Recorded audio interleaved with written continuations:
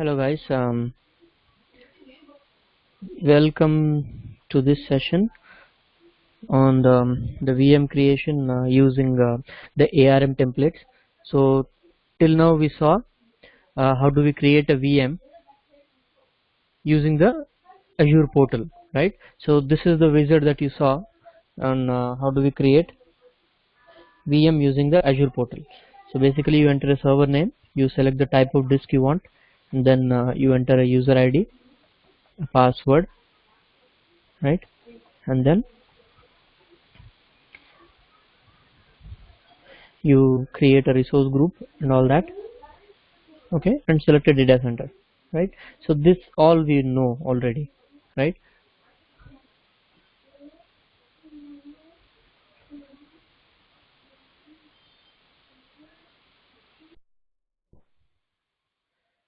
Okay, so we have seen how to create a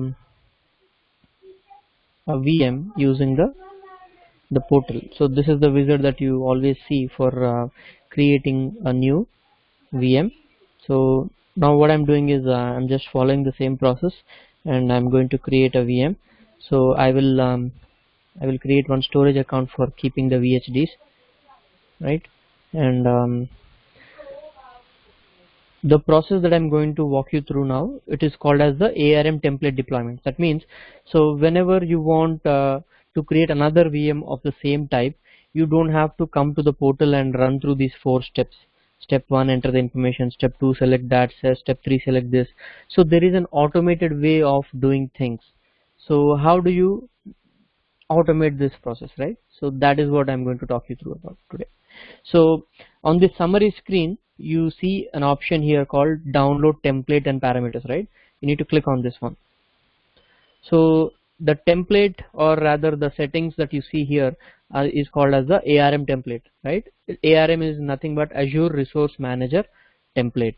So using PowerShell or using your .NET code or using any of the popular scripting frameworks, you can actually automate the VM deployment process. In fact, not just the VM, you can deploy any resource. Let's say if you want to create multiple storage accounts automatically, you can use a template like this for deploying the resource. So for now, the template that we see here is belongs to a VM. So I just say download, so that this gets downloaded to my computer. Okay, so it is downloaded. Now what I'll do is let me deploy this VM right from here like I used to. So I will continue the deployment.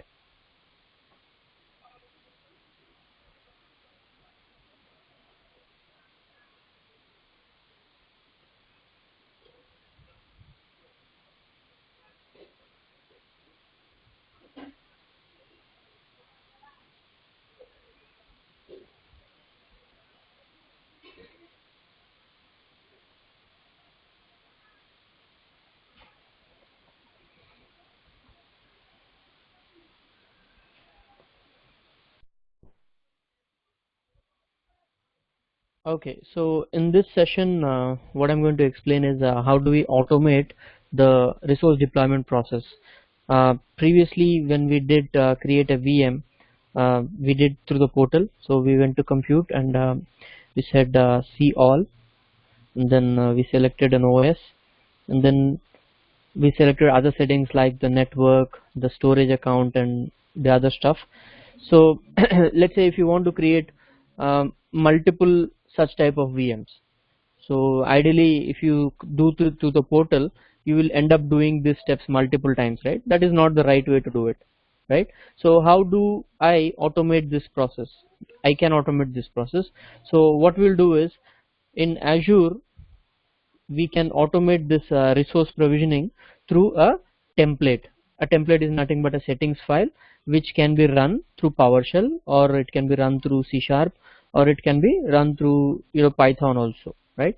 So what we'll do now is I'm going to create a new VM. I'm calling it as test server 1, and I'm selecting the location as Southeast Asia, and I'm going with one of the hardware configuration. Okay, and I'm selecting my network and the other settings which I used to do pretty much, uh, which I explained previously, right? So this particular screen, right, the summary screen has one option here called download template and parameters. So you need to click on this one. So once this is done, you see a settings file here, right? So you see all the different options for the virtual machine. It's a name, size, admin user, VNet name, NIC card name, NSG name, that means your firewall name, and then parameters means the values of those. Location is Southeast Asia. So pretty much, so when you want to deploy a new server, you can simply change this value to test server 2 and deploy it. So to do that, what we'll do is we'll download the template. I will say download, and my zip file is downloaded, template 2. Okay, so I'll keep this aside. And what I'll do is I'll not deploy it. I just have the template and I'm not deploying this from the website, that means from the portal. So what I'll do is I will go to the documents folder, and I'll go to the downloads, and let me open up the zip file which got downloaded, right? So let me extract it. Okay, now this particular folder has many files. One is a PowerShell script, one is a shell script, one is a Ruby script, one is a C# file. So all this you can use it as a sample code for your automation, but these two are the important files, or these two called as the templates. The name given for this one, or people call them as ARM template. So if somebody says ARM template, they are talking about these two files, right? So this one is the template file. If I open up in Chrome, it is, it shows something like this. Okay, it has all the skeleton structure of your resource. That means location, what type of data, virtual machine name, all this different attributes of your VM, and also the APIs of the different resources. So this is the API or the access path of the VNet. So this is the access path of the NIC card. So all this are defined in this template. So we are not going to change this. So we are not going to modify this because I want to deploy exactly the same copy of the previous VM. So which file I'm going to modify is the parameter file. If I open up this file, what you would see is you will see the values of those settings, right? So location, what location, virtual machine name, what name, size, what size, admin username, which username, VNet name, which VNet. So all these are the settings that you can modify, right? So what you can do is you can open up this in Notepad and edit it yourself, right? Just right click on it and just say open and go to Notepad. It may look a little unformatted, but just be careful with what you're editing.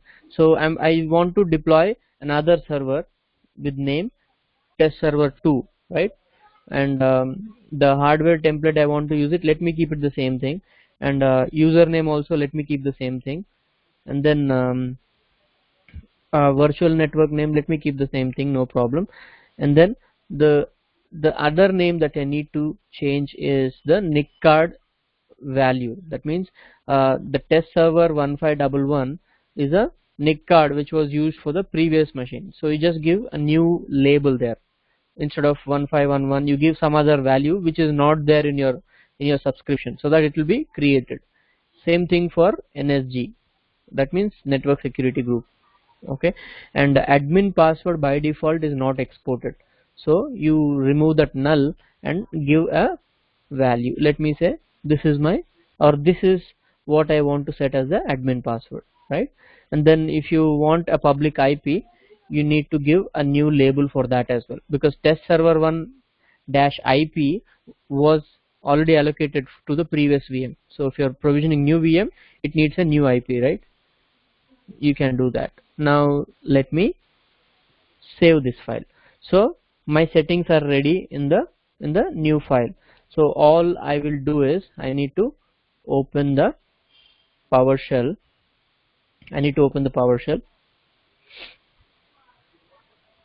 right? And I need to log in, right? So I need to log into my Azure subscription through PowerShell. So all this you already know.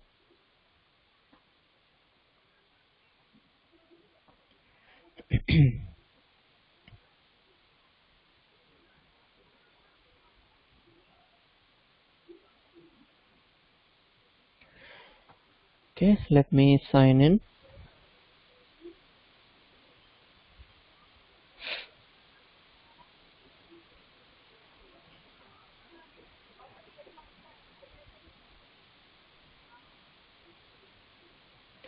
Okay, so my login is successful.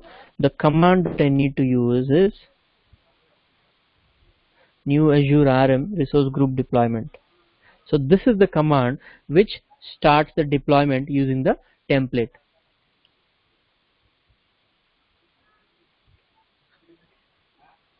right? So what all parameters I will pass to this one? A name.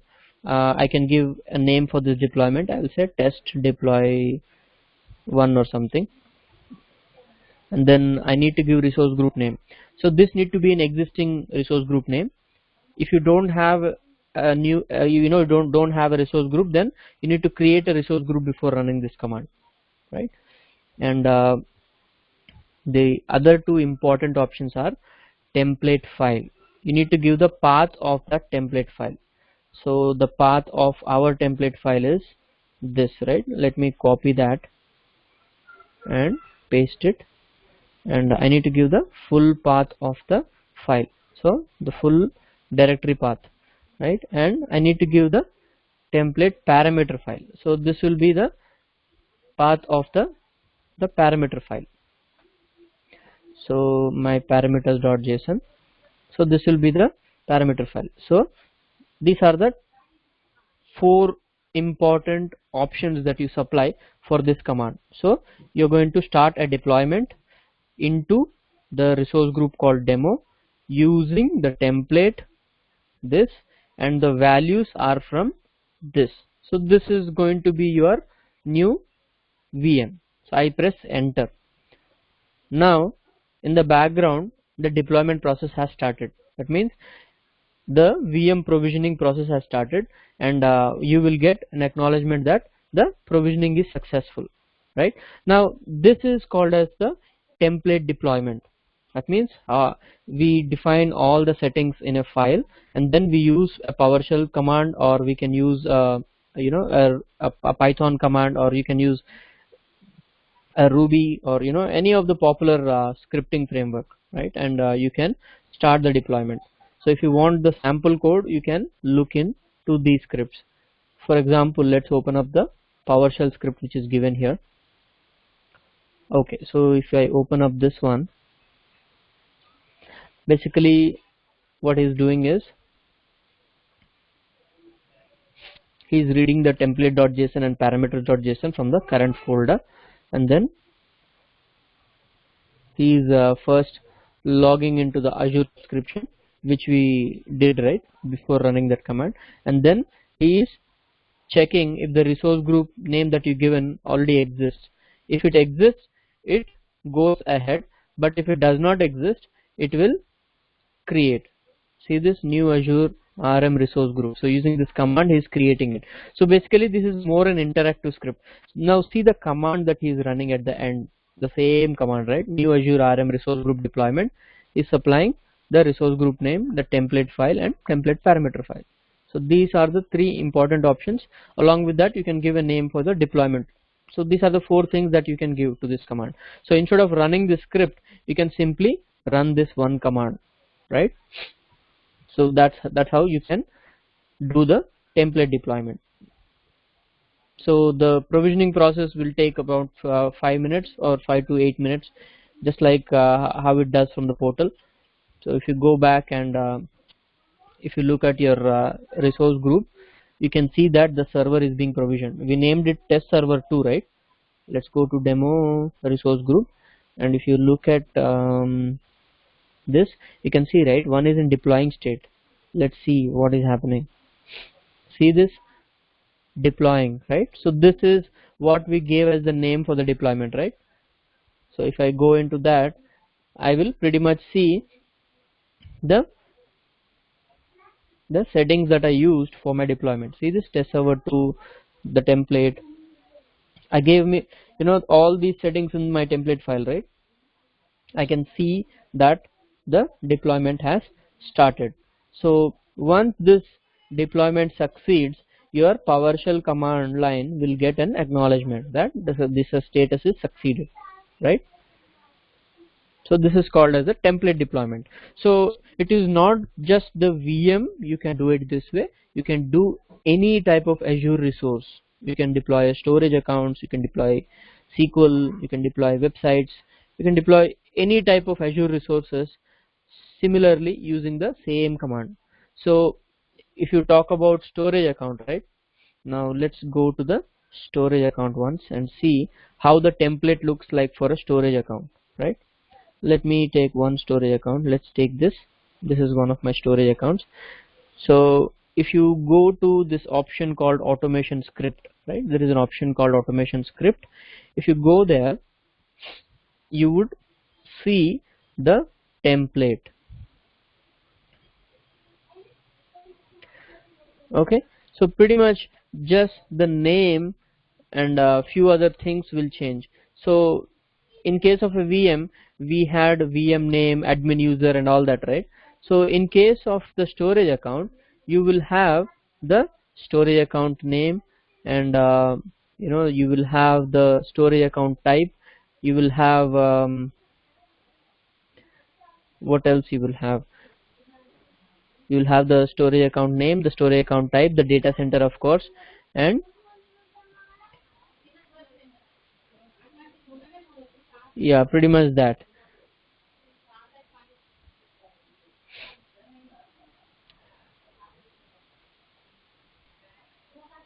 Let me create one new storage account and show you. If I go to storage account,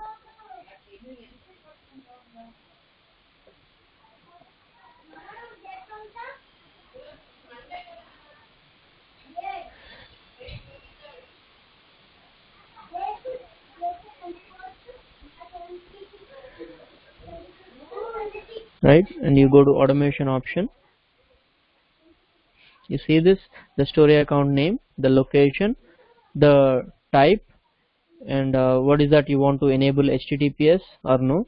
So basically the mandatory parameters that are required for creating a storage account are being exported into the template. So if you download the template, change the name of the storage account, change the data center, change the replication type, and simply fire this command from the PowerShell, you will get a new storage account.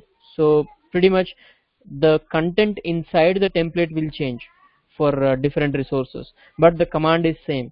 You can use the same command, the same resource group command, just that the content inside the template.json and the parameters.json will be different for different resources. So who will give you these templates, right? It is ideally your developers who will give you these templates. So you are not required to go and create a base template on your own, but ideally, right, so when you are doing environment setup, so your architect or developer, he will first create an environment for test environment or dev environment. He will do that, he will export that as a template, and he will give it to the admin team. So basically what the admin team will do, if they want to set up that environment again, they will simply use this command and use the template files for creating the whole environment. That means if somebody exported the entire 10 VMs, storage accounts, everything into one resource group, he will basically get the same kind of or same copy of that environment if he is doing the template deployment, right? If you are using the templates which the architect gave you, you will be able to see it. Now if I go to my resource group, right, so let's say if I go to my demo resource group, and here I have automation script option. Now my my resource group has multiple machines, multiple NIC cards, multiple all of that, right? Now the automation script, or rather the template which I'm downloading at the resource group level, will have all of that. You see this? It will be a very big file. Now let's say you have 5 VMs and 2 storage accounts and 10 SQL servers, whatever, then you will have all of that in this template, and if you run this template once again, you will get the exact similar copy of it. But before you run, you need to change the values. If you go to parameters and then change the values and rerun them, or if you want to modify existing deployment, you can do that, right? So that is about the template deployment. How do we actually do the template deployment? You can do it from PowerShell. That's the easiest way, or the most convenient way for admins. You can do from C# also. That requires some development skill. You need to write some code. Some sample code is given here, right? So yeah, see, the PowerShell script is the ideal way of doing it. You can do from Linux also. You can do from Ruby. You can do from Python. You can do from n number of ways, right? So the only command that you need to remember for template deployment is this one: new Azure RM resource group deployment. Pass the resource group name where you want to deploy, pass the template file, pass the parameter file. That's all. And now you can see, right, the deployment status is succeeded, right? It shows the summary of what it deployed. Okay, now let's go back. Right now in my resource group, I have several machines: test server 2, right? I have couple of machines here. And now in the previous class, when we discussed about load balancing, we have seen how to create a failover, right? But now you have 2 or more servers. The first server is always getting the load, and if that server is down, the traffic will be sent to the second server, right? So that's the typical load balancing scenario. But the problem there is, the first server always gets the traffic. That means if somebody is sending 1000 requests, 1000 users, all the 1000 users are going to the first server alone, because it is this load balancer is operating in failover mode. So it has only failover mode. So even if you have 100 servers in that pool, let's say you created load balancer with a pool size of 100, you have 100 VMs, but the first VM gets the requests, all the requests. Until the first server slows down or dies out, the remaining servers will not get any traffic. They'll simply be in standby mode, right? But now if you want to do a proper load balancing, that means I have 10 requests, I want 5 to go to first server, 5 to go to second server, right? That is not possible in load balancer. The name says load balancer, but it is actually a failover thing. To do the actual load balancing, that means I want to distribute my traffic equally, or I want to distribute my traffic based on the user region. Let's say somebody is coming from US, I want to give him a US server. Somebody is coming from India, I want to give him a server in India data center. So if you have these kind of scenarios, the resource that will be useful for you is called as Traffic Manager. So Traffic Manager is another alternative to load balancer. That means when you have, or when you want to do round robin distribution, that means like a distribution of cards, right? It goes in a round robin fashion. First server gets one, second server gets one, third server gets one. Now it rotates again. Fourth request will go to first server, fifth will go to second server, sixth will go to third server. So if you have 6 requests, 3 servers, each will get 2. That is possible with Traffic Manager. So if you want to do equal traffic distribution, or if you want to do region based routing, that means I have servers all around the globe and I have users coming from all around the globe. So I want to decide user coming from India, go to India server, user coming from US, go to US server. So that can also be done in the Traffic Manager, right? So let's see how to create a Traffic Manager. So just go to Marketplace and in the search box type in Traffic Manager. Just click on this Traffic Manager profile. Go to create. Now this is almost similar to load balancer, but it gives you additional feature of doing the equal weight distribution and the routing based on the user regions and all that, right? So give a name, let's say we'll stick to the original example, Flipkart. So I'm giving Flipkart service.trafficmanager.net, and there are several modes that it will operate on, right?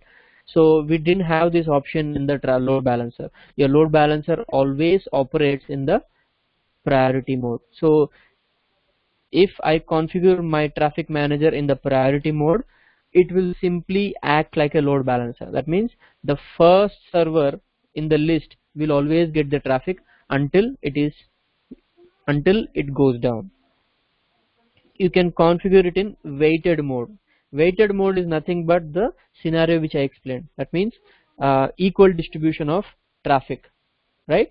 So if you want out of 100 requests, 10 should go to first server, 10 should go to second server, you go with this weighted distribution method. And there is one more option called performance.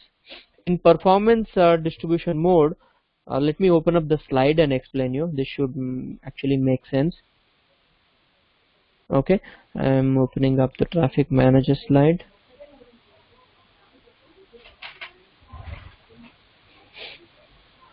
Okay,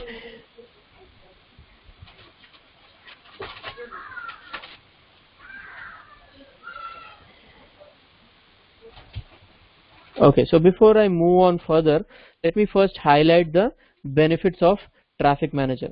So the two benefits which I told you, right? You can actually have equal weight distribution or distribution based on the user region. That's one thing. And another big thing is you can combine your on-premise servers and cloud servers. So in load balancer, you cannot add your on-premise servers in the load balancer. You can only add your Azure virtual machines, right? Whereas in traffic manager, you can add your on-premise servers also. That means you can have two servers from Azure, two servers from AWS, two servers from your local data center. You can have this kind of scenario, right? So that is also possible in traffic manager. So this is one of the benefits, or rather use case. Okay, so how does it work actually, right? So traffic manager is simply like a DNS lookup table, right? So when I say DNS lookup table, all the servers that you're adding in the traffic manager must have a DNS name. That is mandatory. Whereas in a load balancer, it is not mandatory, right? Because your load balancer works at network layer or TCP layer 4. So you just need to have a network adapter for your VM, and your load balancer directly connects to that network adapter. But now traffic manager is like a global profile, right? It can talk to AWS servers, it can talk to your on-premise servers. So it must be, having some unique global name, right? So that is obviously your DNS name. So whatever server that you are adding to the traffic manager must have a unique DNS name. That is one prerequisite, right? Okay, so let me create the traffic manager, and we'll learn about the other options. So first I will create it in the priority mode, okay, which is same like your load balancer, right? I'll take the same resource group and see this resource group location. That means the data center is grayed up. So for a traffic manager, there is no data center. That means it is a global profile. So even though your regional data center is down, your traffic manager is not down, right? The very big reason why they give it as a global profile is, since they are giving you an option to manage your on-premise servers, your AWS servers, whatever that you have. So the traffic manager should never go down. Even if one of the regions of Azure goes down, traffic manager will not go down. So that is one more advantage of using traffic manager. It's a global profile. It never goes down even if one or more regions of Azure are down, right? That's one thing. Okay, so traffic manager is created. Let me go to the traffic manager.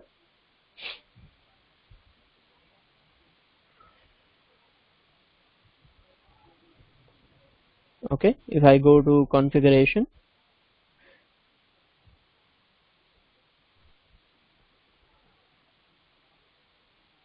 I go to endpoints option first. So endpoints is like your pool in load balancer. I'll go here and say add. I can select is it in Azure or is it external.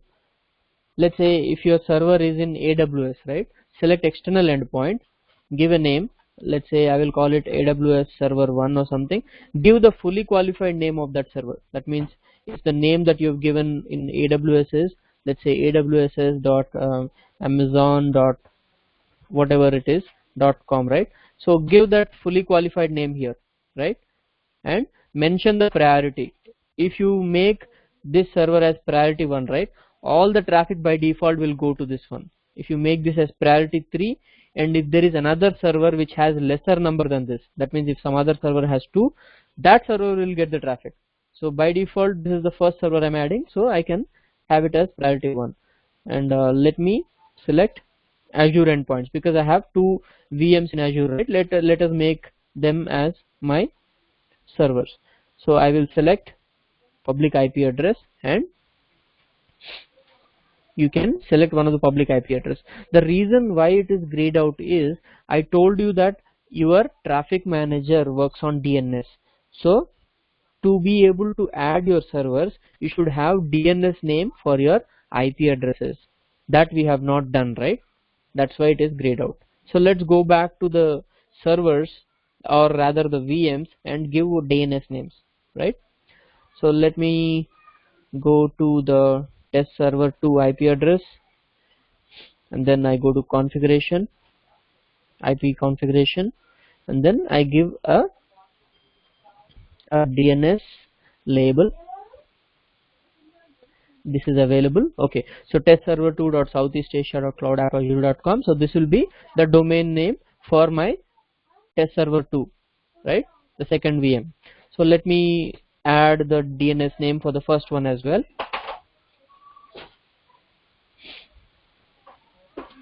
Okay, let me add it for the first server. I go to the configuration. I'll say test server 1. I hope this is available. It is available. Okay, I'll just say save. So now I have DNS names for both the VMs or the servers. So I'll go back to the traffic manager. And I will go to the endpoints option and just say add. I will select Azure endpoint. I'll say server 1. Then I'll say public IP. I will select server 1, and I give priority 1 for this one. Let's say I give priority 1. I add another server, the second one. Let me say server 2, and then I select the second one. The priority automatically it gets incremented. That means this will be priority number 2. So by default all the traffic that is coming in will be going to the first server. The traffic for the second server, it will be in standby because you are configured it in priority mode. So the first server always gets the traffic, and if the first server doesn't respond, or if first server is down, it goes to the second one. So now in load balancer you define something called as health probe, right? So you have something similar in traffic manager also. So you need to configure that. How do you do that? Go to configuration, and here you set it. So the setting for that one is probing interval. How often you want to query the servers, and how many number of tolerated failures. So this is similar to your load balancer. So every 30 seconds my server will be probed, and if server doesn't respond for 3 times, that means 30 plus 30 plus 30, it is 90 seconds. Then the server is marked as bad. I can increase this or decrease this, right? And you can also mention what protocol that you want to monitor on and what port that you want to monitor on, right? So if I go to my endpoints, it's checking the endpoint now. That means it is checking whether the servers are in a good shape.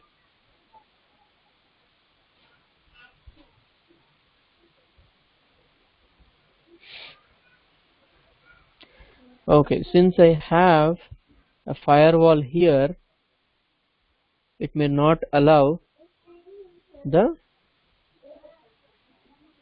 port 80 traffic.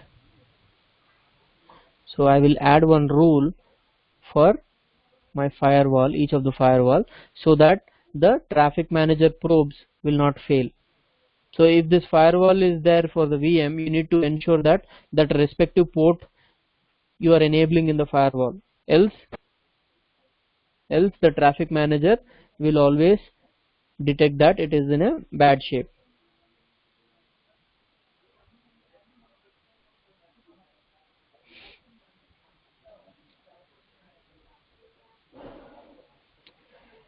Okay, let me.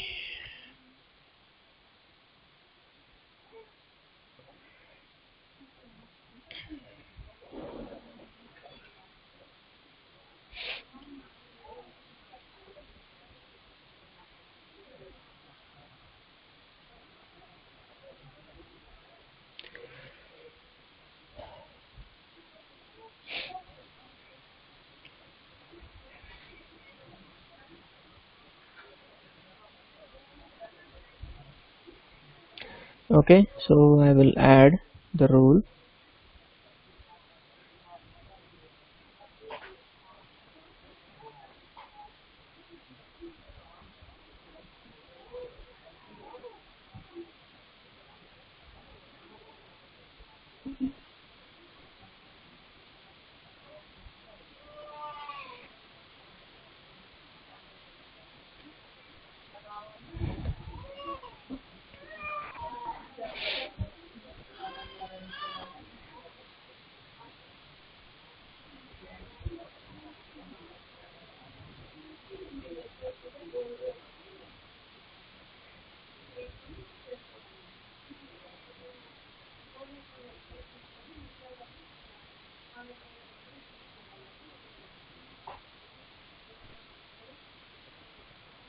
Something wrong in the browser. Let me open it in Chrome.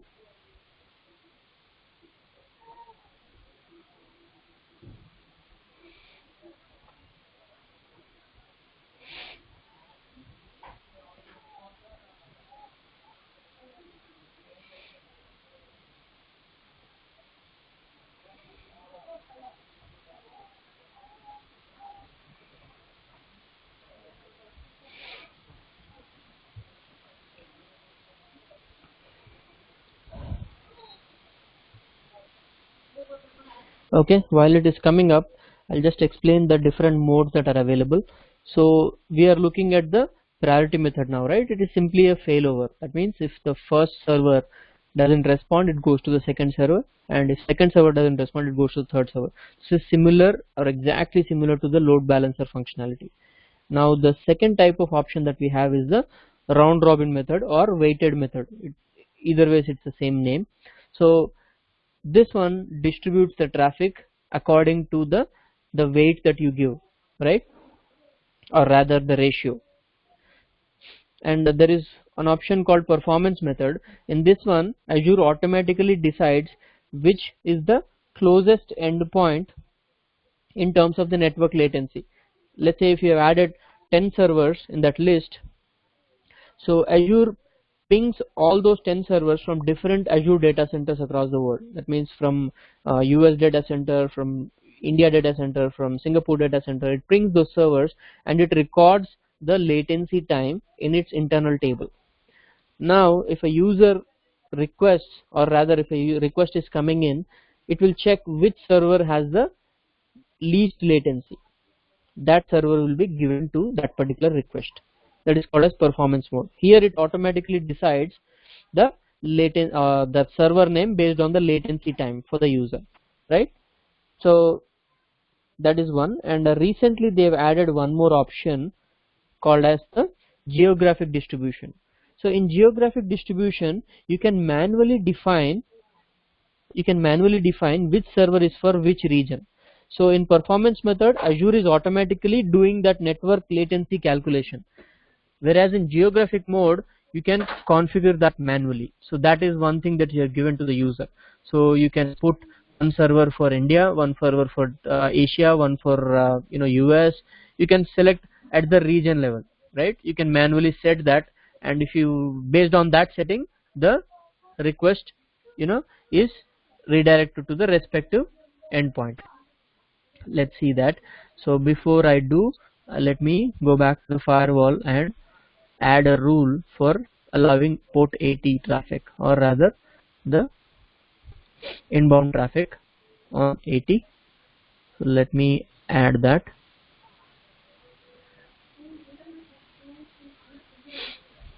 Okay, this is one, and let me add it in the second network security group as well. I go to this, say add, let's say port 80. Okay, and now if I go my traffic manager, okay, you see this degraded status, right?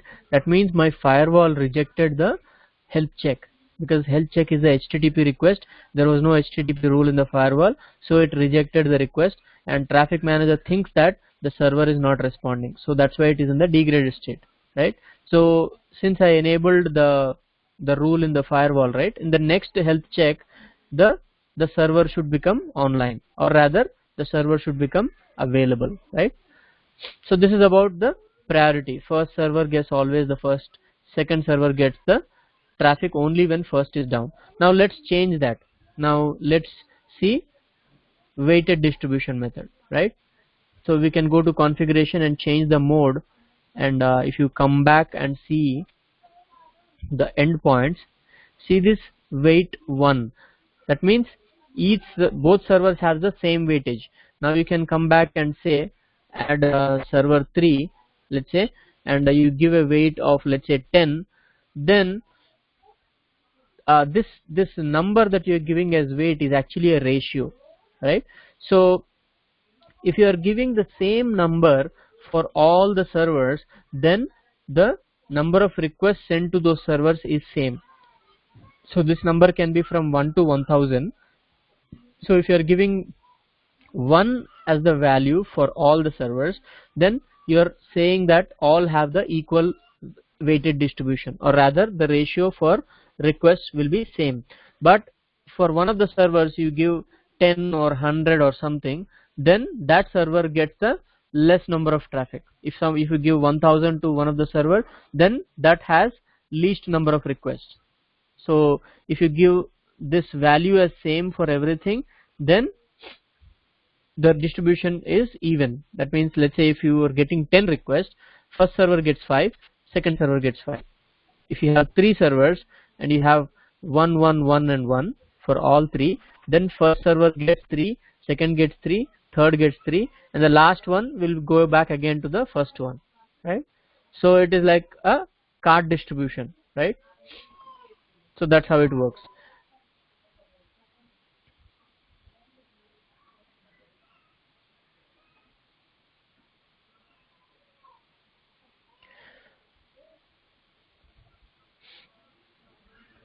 Okay, now one thing we need to do is we need to enable IIS on that machine, right?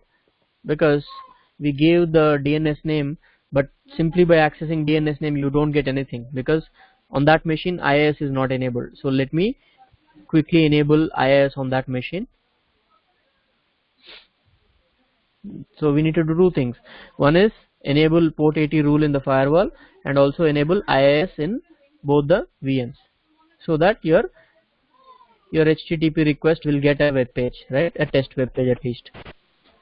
So I'm connecting to both machines, right?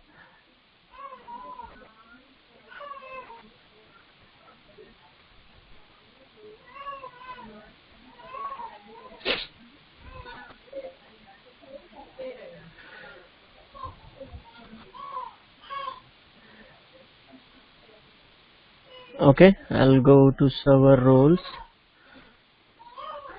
and let's say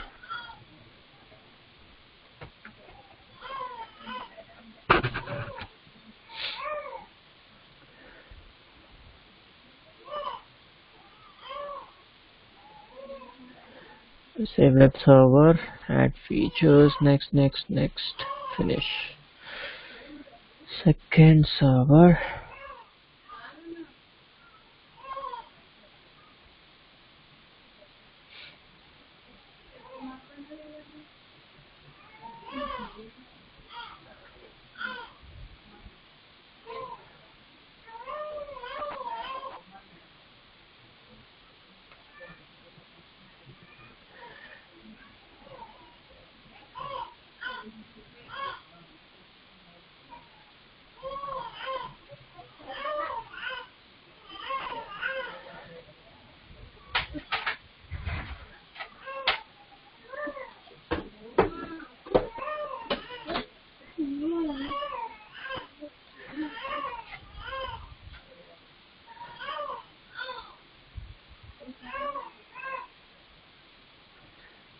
Okay, save this. So on both machines I have just enabled the IIS. Okay, this one it is done. Let me close it. This one it is getting done. Okay, so now once this is done, your traffic manager should get a proper acknowledgement. See this, we enabled IIS on the first server. It is already online. It shows online. Now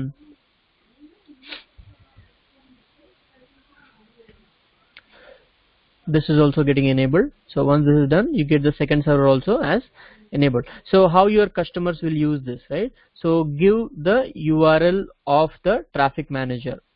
Okay, give the URL of the traffic manager to your customers. So when I have to request a web page, I'll simply put the traffic manager URL. Okay, so I'll say http://flipkartservice.trafficmanager.net. I get the web page. So this could be from server 1 or server 2, which your customer don't really care about, right? So all they get is one URL which always works for them, and in the back end the request is going to one of the servers, right? So if you go back to my this thing, this is the customer. Okay, so this is the customer, and he's making request from the browser. So it goes to the traffic manager. Traffic manager already has, let's say, your VMs in the backend, right? So it picks one of the VM and gives back to the customer browser, which the customer don't see. That means if I see in my browser, right? So if I see in my browser, I will always see this URL. If I enter flipkart.com, so I will always see flipkart.com there. It will not show the actual server name. The internally the redirection is happening, but the customer will always see or use the traffic manager URL. So if you want to use a custom domain for this, that means if I don't want to see this name called trafficmanager.net, what I do, I take this and put it in the DNS registrar. That means if I have bought if I have bought a domain name from GoDaddy, go to GoDaddy settings and simply put this traffic manager URL in a CNAME record in the DNS, and you are good to go. That means whatever domain that you purchase, let's say flipkart.com is what you purchased, when you say enter, it will internally, the GoDaddy will redirect to the flipkart.com, and that will internally hit your traffic manager, and the traffic manager will pick one of the server which is assigned as an endpoint. That means if you see the list of servers or endpoints in the traffic manager, right? So one of the server will be picked and given to the user, right? So this is the failover method diagrammatically. This is the round robin method, and in performance method you can see, right, this is the latency time. So for this example, for West US it is taking 15 millisecond, North Europe it is taking 75 millisecond, and East Asia it is taking 150 milliseconds, right? So 15 milliseconds is the least one, but you can see, right, there is an X mark here. That means the 15 millisecond endpoint is down, so it goes to the next best one. So if this endpoint 1, or rather the West US endpoint, is not down, it will go to the West US endpoint only, because it has least latency time, right? 15 minutes, or sorry, 15 milliseconds in that table. So this calculation of latency time is automatically done by the Azure DNS servers, or the servers on the Azure data center. So the new option that they have given for us is the geographic mode. In that you can specify which server for which region, right? Now you really want to know which server is being returned, because here I enter, the Flipkart service.trafficmanager.net, I get a web page, but I don't know which server is responding. So to know about that, what you can do is you can go to the command line and you can do nslookup, okay, and just enter the name Flipkart service. You can see, right, test server 2 is responding. Test server 2 is the server which is returning the message. Now go to another computer and do nslookup again to this Flipkart service. It is possible that you will get reply from test server 1, because test server 2 already responded to one of the or my machine. So since we are in the weighted distribution mode, if you are coming from another computer, you may get test server 1. But if you are in the priority configuration, or rather if you are in this mode, then irrespective of whichever computer you are hitting, you will get the same server. So that's the difference. Okay, so this is the performance mode. If I save it in the performance mode, if I go to the endpoints, so here all my servers I define as endpoints, and I don't decide how many requests should go to how many servers and all that. What is the priority, I don't decide. So here it is completely the latency time of the server. If the server is fastest to that particular user, it will be returned to him. But whereas if I go back to geographic method, okay, so let me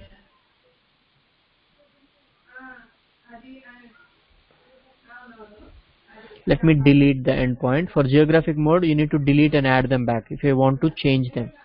That means if you are changing from priority mode or weighted mode to geographic, it will simply not an easy switch. So how do? You just need to delete the endpoints and then change the routing method. For other methods it is fine. Just for geographic, you need to add the endpoints again, because you need to create the mapping, right? So I set the geographic routing mode, and then I go to endpoints.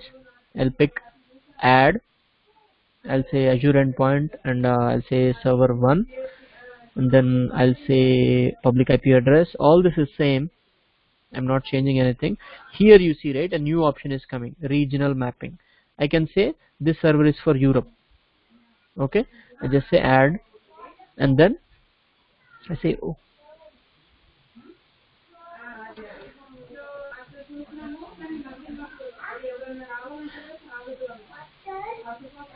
Okay, so I'll say this server 1 is for Europe, and then I will go and add another server. Let's say server number 2.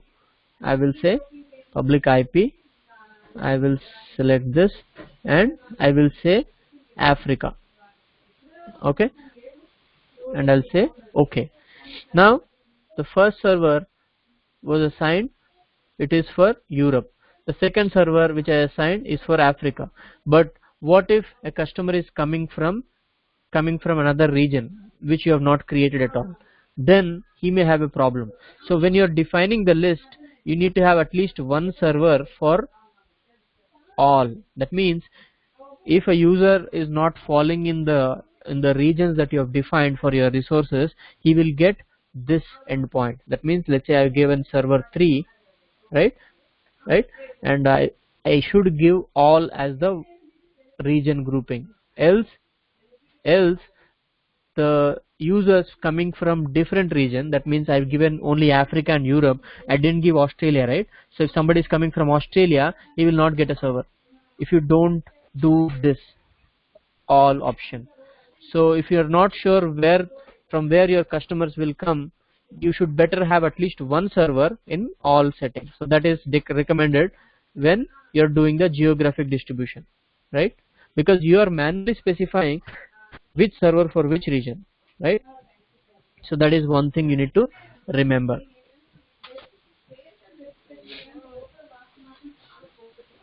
Okay, so that's about the traffic manager. So the only difference between traffic manager and your load balancer is your traffic manager is flexible for you to work in any of these modes, right? Whereas your load balancer works only in the failover mode. That means if one server goes down, the request go to second one, and so on and so forth. So in load balancing scenario, it is possible that your remaining servers are sitting idle. The first server itself is doing the maximum job, right? So that could be the scenario. But if you want equal traffic distribution, you should use traffic manager, right? So that is one thing. And what all you can add in traffic manager, you can add external endpoints. That means you can add either Azure servers or your on-premise servers or from a different cloud provider altogether. You can have, you know, a server hosted in AWS or Google Cloud also be part of your traffic manager. That is also possible, right?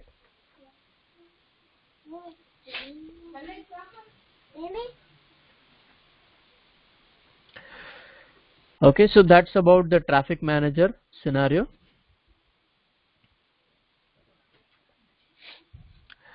Okay, so I will stop the session here today,